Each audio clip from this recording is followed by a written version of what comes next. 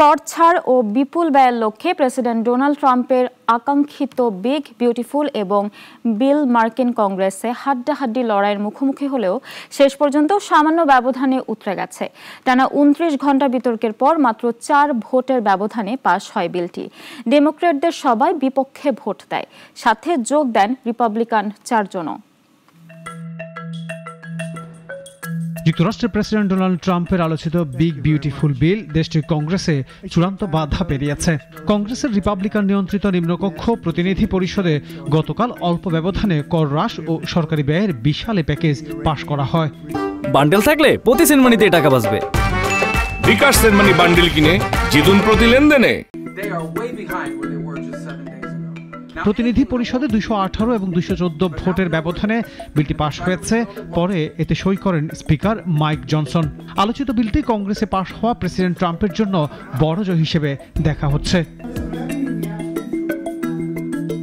বিলটি নিয়ে ট্রাম্পের নিজ দলেও প্রবল বিরোধিতা ছিল। শেষ পর্যন্ত বিলটি পাশ হওয়ায় রিপাবলিকান পার্টির জ্যেষ্ঠ সদস্যদের ধন্যবাদ জানিয়েছেন প্রেসিডেন্ট ট্রাম্প। ধারণা করা হচ্ছে আজ বিলটিতে সই করবেন ট্রাম্প, এরপরেই বিলটি আইনে পরিণত হবে।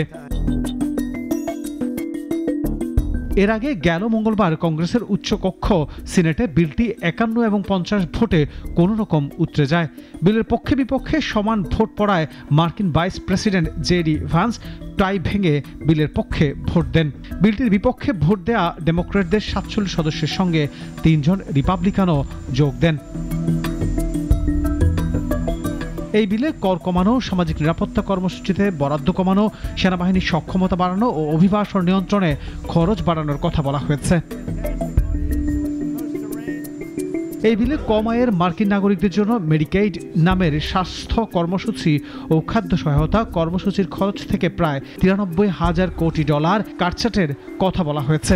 এতে লাখ লাখ আমেরিকান স্বাস্থ্য বিমার বাইরে চলে যাবেন বলেও ধারণা করছেন বিশ্লেষকরা। ডেস্ক রিপোর্ট, নাগরিক।